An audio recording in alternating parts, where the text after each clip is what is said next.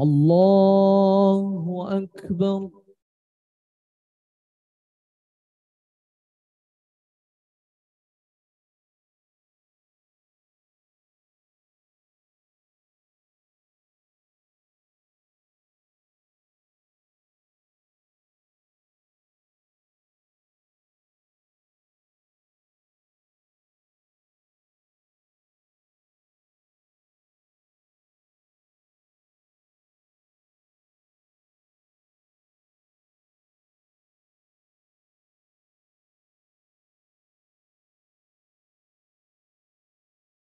السلام عليكم ورحمة الله. السلام عليكم ورحمة الله.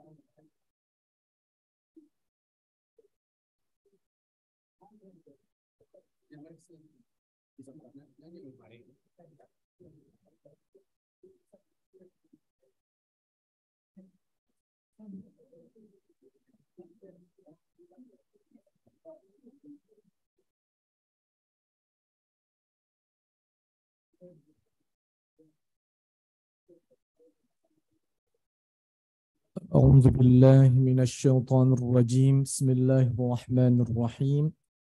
السلام عليكم ورحمة الله وبركاته.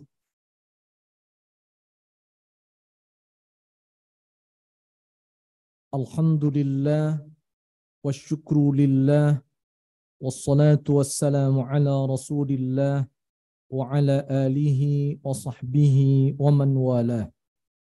أشهد أن لا إله إلا الله وحده لا شريك له، وأشهد أن محمدا عبده ورسوله صلى الله عليه وسلم لا نبي بعده. اللهم صل وسلم وبارك على سيدنا وحبيبنا المصطفى محمد وعلى آله وأصحابه أجمعين. اللهم اجعل جمعنا هذا جمعا مرحوما، وتفرقنا من بعده تفرقا معصوما. آمين آمين يا رب العالمين. يقول الله سبحانه وتعالى: أعوذ بالله من الشيطان الرجيم. بسم الله الرحمن الرحيم. قل أمر ربي بالقسط وأقيموا وجوهكم عند كل مسجد وادعوه مخلصين له الدين كما بدأكم تعودون. Allah Subhanahu wa taala berfirman, katakanlah, Tuhanku menyuruhku untuk berlaku adil. Hadapkanlah wajahmu kepada Allah pada setiap waktu salat dan sembahlah Dia dengan mengikhlaskan ibadah semata-mata hanya kepada Allah. Kamu akan dikembalikan kepadanya sebagaimana kamu diciptakan semula. Surat Al-A'raf ayat yang ke-29. Bapak Ibu rahimakumullah, mudah-mudahan jamaah semuanya di pertengahan Ramadan ini senantiasa berada dalam kondisi sehat walafiat, diberikan oleh Allah kemantapan hati untuk terus berada di rumah Allah, menghidupkan malam-malam Ramadan kita dengan bermunajat kepadanya. Allahumma amin amin ya rabbal alamin. Pada malam hari ini kajian kita temanya tentang belajar ikhlas dari para ulama. Belajar ikhlas dari para ulama. Bapak Ibu rahimakumullah, sebelum kita mulai, kita berikan dulu pertanyaan. Apakah seseorang yang telah melakukan perbuatan dosa, dosanya bisa diampuni oleh Allah? Bisa enggak Bapak Ibu? Apakah seseorang yang berbuat dosa, dosanya bisa dihapuskan oleh Allah? Bisa. Kemudian sebaliknya, apakah seseorang yang berbuat amal kebaikan, pahalanya dihapuskan oleh Allah? Bisa atau tidak bisa? Bisa, enggak? Bisa.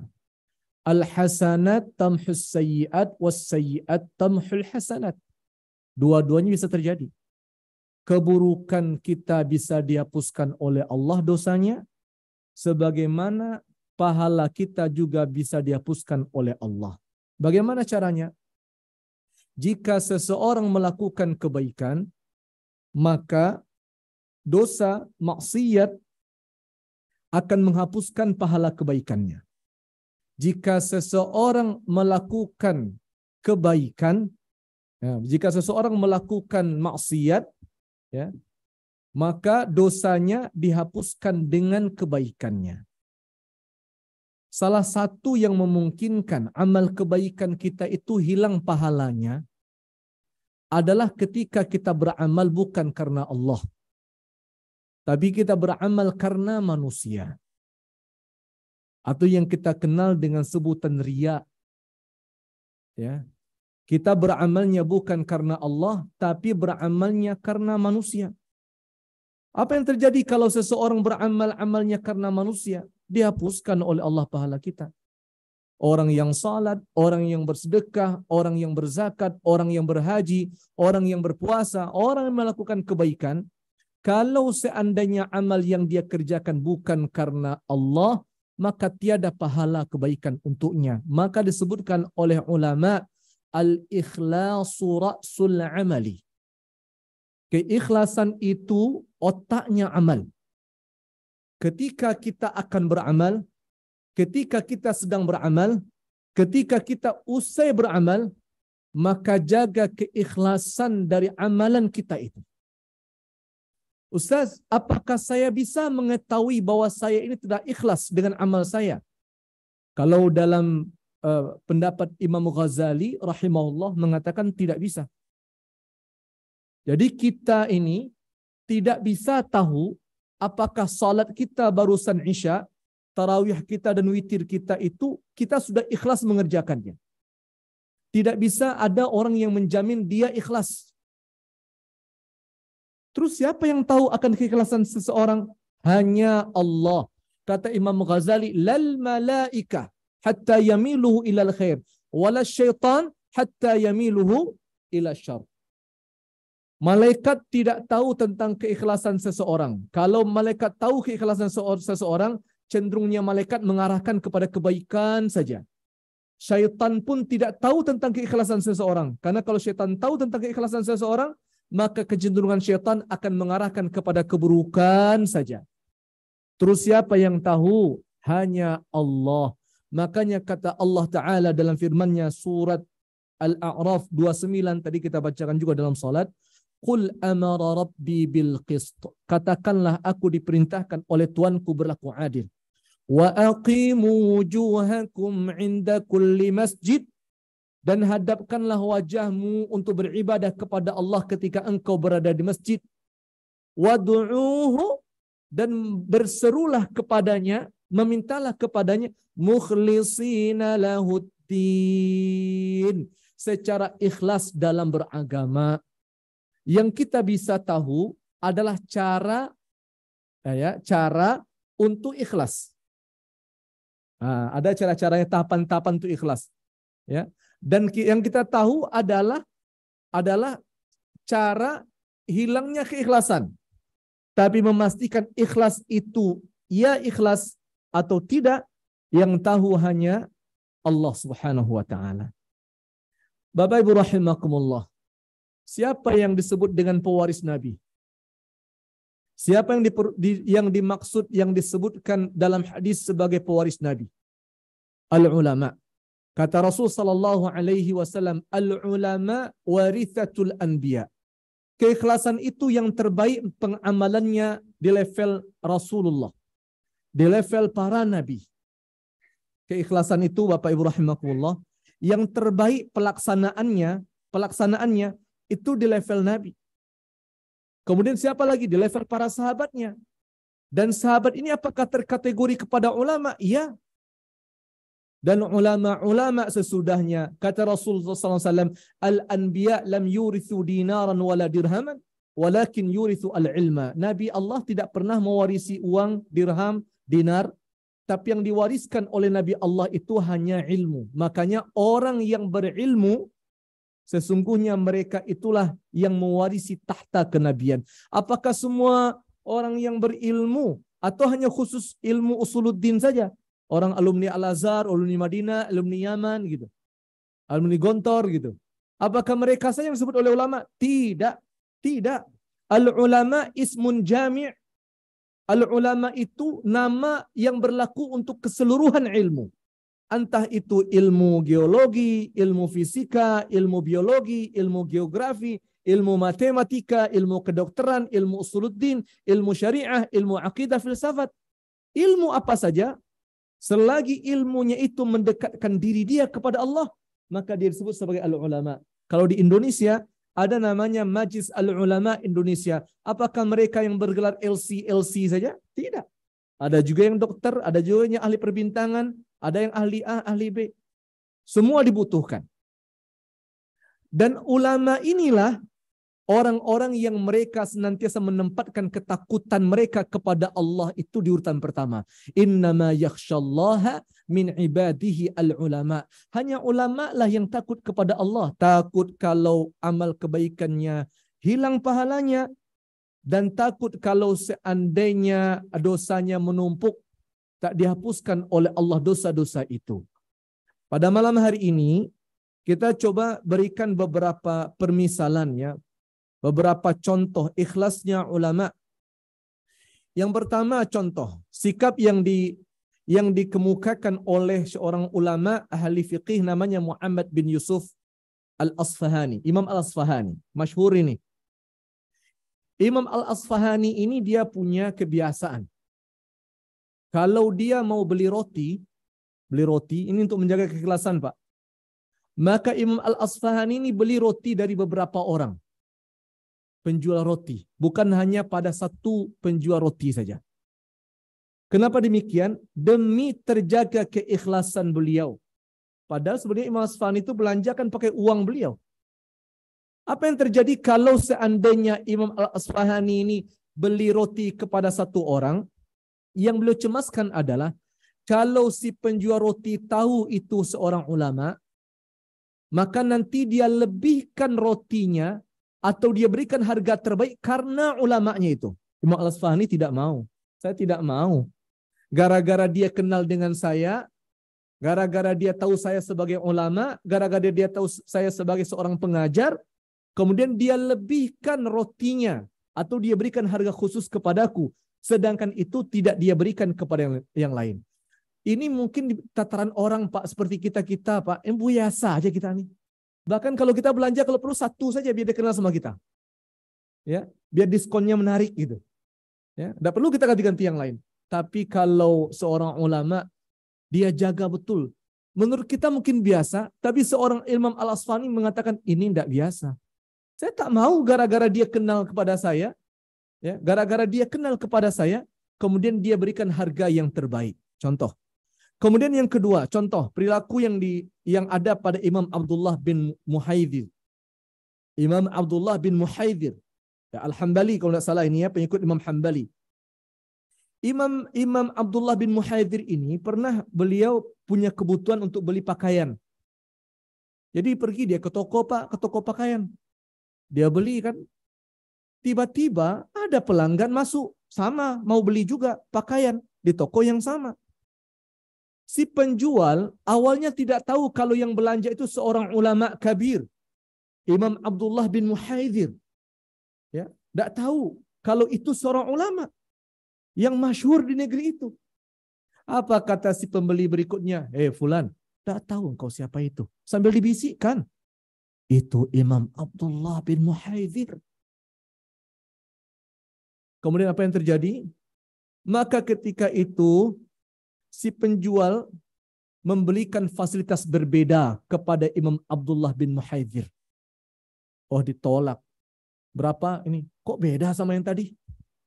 Oh, beda sama yang tadi. Maka beliau katakan, "Hei fulan, aku beli baju ini dengan uangku. Aku beli baju ini dengan fulus, dengan uangku. Dan bukan aku beli baju ini dengan agamaku. Jadi jangan dibawa-bawa, mentang-mentang saya gurumu, kemudian engkau berikan kepadaku diskon terbaik." Masya Allah ya, dia sedikit saja gitu ya. Tapi yang sedikit ini kalau di level ulama-ulama salafus salih, ini betul-betul dijaga, ini betul-betul dipelihara. Kemudian ada ulama yang terkenal Pak, sebutannya ulama letih terkenal. Orang malah mencari sekarang pengakuan dari orang lain. Ya. Kelemahan kita Pak paling sering itu kita ingin orang memberikan pengakuan. Saya fulan telah berbuat A, berbuat C, berbuat D, gitu. Kalau Imam Sufyan Ats-Tsauri gelarnya Pak, ulama yang letih terkenal, letih tersohor. Ada ulama yang letih tersohor ya, subhanallah gitu. Apa yang dilakukan oleh Imam Sufyan Ats-Tsauri? Beliau berkata, aku ini ingin sekali tinggal ya jauh dari orang-orang yang tidak mengenalku. Akhirnya betul Pak. Tinggallah Imam Sufyan Ats-Tsauri ini di pedalaman ujung-ujung pinggiran-pinggiran kota Madinah kalau beliau di Madinah. Dan tinggallah beliau di perbukitan-perbukitan yang ada di Makkah. Yang penduduknya sibuk mengangkat karung kasar. Di karung kasar tuh ya pengumpul kayu bakar, pengumpul apalah gitu. Pekerja keras lah gitu. Dan beliau ketika tinggal di pelosok-pelosok Madinah, di pelosok-pelosok Mekah itu nyaman sekali. Kenapa? Karena ketika beliau lewat gitu, tidak ada orang yang mengenali beliau. Padahal siapa yang tak kenal Sufyan Ats-Tsauri? Kalau kita ngaji, sering kita dengar nama Sufyan Ats-Tsauri. Tinggalnya di mana? Di pelosok Mekah. Tinggalnya di mana? Di pelosok Madinah. Tempat di mana orang yang tidak tahu kalau itu seorang Imam Sufyan Ats-Tsauri, ahli fiqih di masanya. Nah, ini yang kita mau ambil ya dari para ulama-ulama kita. Ada juga ulama besar yang tak terkenal. Tadi itu Muhammad bin Yusuf Al-Asfahani. Ada seorang sahabat Muhammad bin Yusuf Al-Asfahani ini namanya Imam Abdullah bin Mubarak. Abdullah bin Mubarak ini ya seorang mujahid, seorang ahli ibadah juga gitu. Dia ingin menjumpai sahabatnya, seorang alim namanya Muhammad bin Yusuf Al-Asfahani. Pergilah beliau ke Al-Asfahani itu ya, mencari di mana Imam Muhammad. Ditanya, di mana Imam Muhammad? Tidak tahu. Kenal Imam Muhammad? Tidak kenal. Kenal Imam Muhammad? Tidak kenal. Subhanallah. Saya pernah juga mencari seorang ulama, Di Indonesia ini masyhur ya, masyhur sekali. Ketika saya tanya, Pak kenal dengan Bapak Fulan. Pak Fulan yang mana? Padahal nih tempat saya bertanya itu ternyata hanya berjarak beberapa rumah dari rumahnya alim itu. Orang kampung tuh tidak tahu kalau ada seorang alim tinggal di situ. Ya.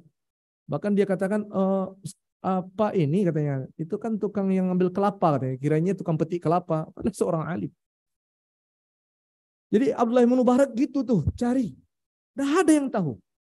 Akhirnya karena tidak ada orang yang tahu, beliau cari ya sendiri. Beliau tahu kan wajahnya gimana, dapat. Ketika bertemu pertama dengan Muhammad bin Yusuf al-Asfahani rahimahullah, apa kata beliau? Hei Muhammad yang tak dikenal manusia. Itu panggilannya Pak. Panggil gitu. Hei Muhammad yang tak dikenali oleh manusia. Nah, tersenyum Imam Muhammad bin Yusuf al-Asfahani, ya dirangkulnya sahabatnya. Kita ingin sampaikan saja, begitu seorang ulama menjaga, dia biarlah tidak terkenal di dunia, tapi inginnya terkenal di mata Allah Subhanahu wa taala. Kemudian ada ulama tuh ingin mati karena takut terkenal. Siapa itu? Masyhur. Siapa lagi kalau bukan Imam Ahmad ibn Hanbal. Imam Madzhab Al-Hambali. Beliau memilih biarlah mati karena beliau takut tersohor. Karena beliau takut terkenal. Kata beliau, aku betul-betul tak kuat dengan ujian ketenaran ini. Karena kan pernah kita bahas di sini waktu subuh kajian ya tentang adab talibul ilmi. Imam Ahmad ibn Hanbal tuh Pak punya murid sekali pengajian 5.000. Ya, 5.000 sekali pengajian Imam Ahmad ibn Hanbal. Dan beliau yang sampaikan, saya punya murid 5.000, 500-nya hanya mencatat. Yang mencatat sedikit, 500 saja. Sisanya 4.500 lainnya fokus untuk memperhatikan akhlak Imam Ahmad ibn Hanbal. Cara duduk, cara berbicara, cara menghela nafas, kemudian cara beliau menjawab salam, cara memulai, cara beliau bersikap, cara beliau menyampaikan. Wah, diperhatikan. Itu 4.500. Takut sekali, aku sangat takut dengan ujian kesohoran, tersohor ini, terkenal ini ujian berat bagiku, kata Imam Ahmad bin Hanbal. Akhirnya di Makkah pun Imam Ahmad ibn Hanbal ini ya tinggal di pegunungan-pegunungan Mekah. Jadi kalau orang Mekah bapak-bapak tahu ya, kalau orang Mekah itu kan pakai pakai shawl yang ditutup kepala, ya kan? Wajahnya sama aja. Oh ya, kalau shawl merah putih itu sudah tradisi dari dulu begitu. Rasulullah SAW ketika beliau keluar dari rumah beliau mau hijrah juga pakai itu juga sama gitu. Jadi di jalan tidak tahu orang kalau itu Imam Ahmad ibn Hanbal. Tetangga beliau tidak tahu kalau di samping rumahnya ada Imam Ahmad ibn Hanbal. Bukan Imam Ahmad ibn Hanbal tidak ingin bersosial. Bersosial apalagi? Muridnya 5.000. Bukan karena Imam Ahmad ibn Hanbal tidak ingin bersosial. Ya, murid saya 5.000. Tapi yang beliau khawatirkan itu adalah ketika ya orang-orang memuji-muji beliau dengan keilmuan beliau. Kemudian ada namanya Imam Abu Ayyub As-Sakhitani. Imam Abu Ayyub As-Sakhitani ini Masya Allah gitu ya. Kalau bilang lucu-lucu gitu. Kalau bilang lucu Masya Allah gitu. Apa yang beliau takutkan Pak? Beliau takut Pak kalau orang menjawab salam beliau dengan semangat. Kalau kita Assalamualaikum warahmatullahi. Tegur kadang-kadang kan. Pada tidur nih Pak. Bu, ngantuk. Kan gitu kan. Ayo ulang lagi. Assalamualaikum warahmatullahi wabarakatuh. Waalaikumsalam. Gitu ya. Tapi kalau Imam Abu Ayyub As-Sakhitani, beliau takut terkenal dengan jawaban salam yang ramai. Jadi itu ya. Ketika ada orang beliau menyampaikan Assalamualaikum gitu ya. Ya ada orang jawab Waalaikumsalam 1 2 bagi beliau udah cukup. Ya. Ketimbang orang mesti menjawab Waalaikumsalam. Ketika orang jawab Waalaikumsalam, terbesik satu perasaan di hati ini. Banyak jamaah saya ya. Perhatian semua dengan saya ya. Masya Allah nih. Berarti mantap dong kajian saya. Ini Imam Abu Ayyub tak mau begitu. Tak mau beliau. Takut beliau, cemas beliau. Ya. Apa kata beliau? Aku khawatir ketenaran ini tidak satu pun mensisakan pahalaku.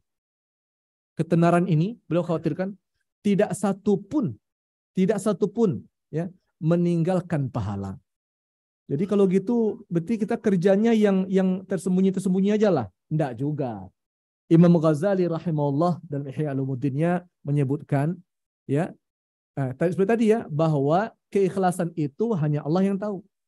Terus kalau begitu saya enggak maulah azan, saya enggak maulah jadi imam, saya enggak maulah bersedekah. Kan ada jalan tuh anak-anak kita membagikan kotak infak, enggak maulah saya infak nanti saya enggak ikhlas. Tidak juga.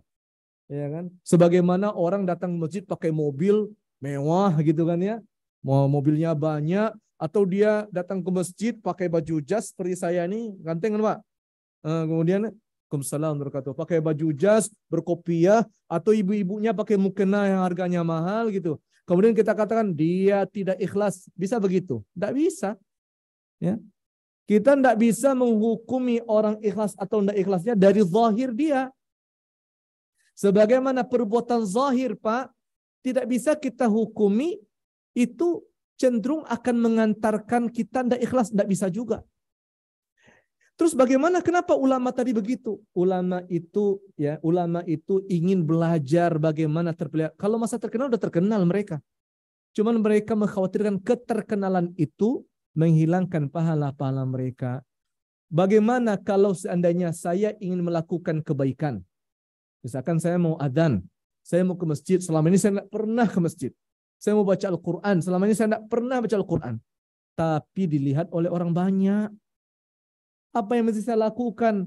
Tidak jadi saya lakukan atau tetap saya lakukan? Kata Imam Ghazali, lakukan terus. Kenapa demikian? Kata Imam Ghazali, ketika engkau ingin melakukan kebaikan, tiba-tiba ada perasaan di hatimu, janganlah. Nanti engkau dikatakan sombong. Nanti engkau dikatakan sok-sokan. Nanti engkau dikatakan riya. Khawatirkanlah. Jangan-jangan yang membisikkan kepadamu hal yang seperti itu adalah syaitan. Nah, itu kan yang Ghazali itu. Jadi kalau kita melakukan kebaikan, kalau kita akan melakukan kebaikan, tiba-tiba ada perasaan-perasaan, janganlah. Kata Imam Ghazali, dobrak saja itu. Lawan itu. Karena biasanya yang cenderung menghalangi seseorang dalam kebaikan adalah syaitan. Ya, yang cenderung menghalangi seseorang melakukan kebaikan adalah syaitan. Ya'iduhum wa yumannihim wa ma ya'iduhum syaitanu illa ghurura. Syaitan selalu membuat janji-janji kosong, membuat angan-angan kosong. Waalaikumsalam. Ya. Wa ma ya'iduhum syaitanu illa ghurura, dan tidaklah ada janji-janji syaitan itu kecuali semuanya hanya tipuan belaka. Ya. Tadi ya Imam Abu Ayyub As-Sakhitani. Apa yang beliau khawatirkan? Khawatir kalau salam beliau dijawab dengan semangat. Masya Allah. Kemudian ada ulama Abdullah bin Mubarak. Abdullah bin Mubarak ini mujahid, seorang mujahid beliau. Ya. Ulama, Masya Allah. Abdullah bin Mubarak ini senang Pak, terdorong dan jatuh. Apa maksudnya terdorong dan jatuh? Jadi Abdullah bin Mubarak ini pergi ke kedai kopi bersama sahabat-sahabat beliau Pak. Di kedai kopi, pergi minum lah gitu ya. Tiba-tiba Pak, beliau didorong oleh pelanggan lain. Didorong. Sehingga jadi kayak mau tersungkur. Imam Abdullah bin Mubarak Pak, kayak mau tersungkur karena didorong oleh orang ramai, orang banyak. Gitu. Kemudian jadi orang sahabat beliau ini kan gerak cepat untuk menggang Abdullah bin Mubarak. Jangan, biarkan saja. Hal ini yang aku inginkan dalam hidupku. Itu kata beliau, Pak. Apa kata beliau? Hal yang seperti ini yang aku inginkan dalam hidupku. Apa maksudnya itu?